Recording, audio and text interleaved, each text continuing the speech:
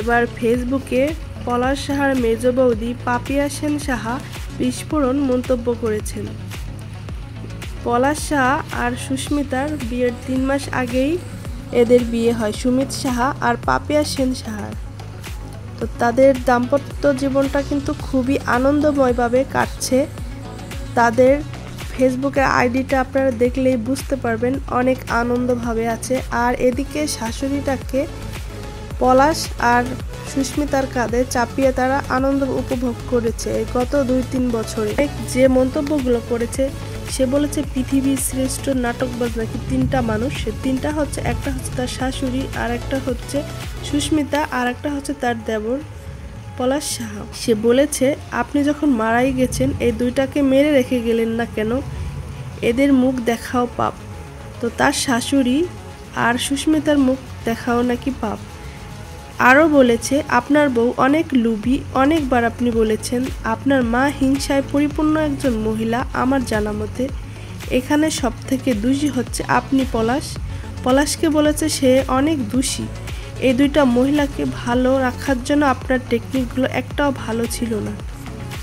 আপনার মাকে খুশি করতে বইয়ের নামে বদনাম করতেন, আর বউকে খুশি করতে মায়ের নামে বদনাম করতেন। ওদের মধ্যে দূরত্ব দিয়েছেন আপনি নিজেই। আপনাকে আমি বলে আসলাম, আপনি শুনলেন না। সে কি এমন বলে আসলো পলাশের মেজ বৌদি পাপিয়া সেন সাহা, যেটা পলাশ শুনল না, আর এই জন্য পলাশের মৃত্যুটা হয়েছে? এটা কিন্তু একটা প্রশ্ন। পলাশ সাহার এই মেজ বৌদি কিন্তু অনেক একটা হিংসুটে মহিলা। সে নিজে হিংসুটে হয়ে আবার অন্যকে হিংসুটে আর লোভী বলে। কারণ সে যদি এতটা হিংসুটে আর লোভী না হতো, সে তার শাশুড়িকে তার কাছে রেখে পারত। সুস্মিতা আর পলাশকে একটু স্পেস দিত। সে কখনোই এটা করে নাই। এই সুস্মিতার বিয়ের পর থেকেই তার শাশুড়িকে কাঁধে চাপিয়ে দিয়েছে। এই পাপিয়া আরও বলেছে যে তার বউকে নিয়ে নাকি অনেক কিছু তাকে বলেছে। সে কখনো তার বউকে কোনো ঝামেলা করতে চায়নি বলে এগুলো কিছুই বলে নাই। সে অনেক কথা জানে। আর বলছে আপনি নিজে বেঁচে গিয়ে এই 2 মহিলাকে রেখে গিয়ে আমাদের এত বড় সাজা না দিলেও পারতেন। তার এত বড় সাজা কি হচ্ছে? তো এটা তো বুঝতে পারছি না।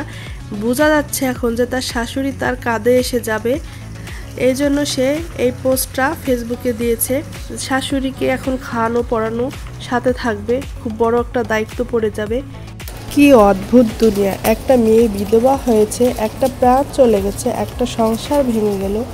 ওরা পলাশকে আর পলাশের বউকে কখনো সহ্য করতে পারে নাই।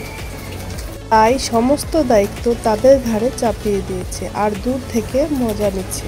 আর নিজেরা খুবই সুন্দরভাবে রোমান্টিক সময়গুলো পার করতেছে। পাপিয়া যদি নিজের শাশুড়িকে কিছুদিন নিজের কাছে রেখে দিত, তাহলে আর একটা জীবন, একটা সংসার নষ্ট হতো।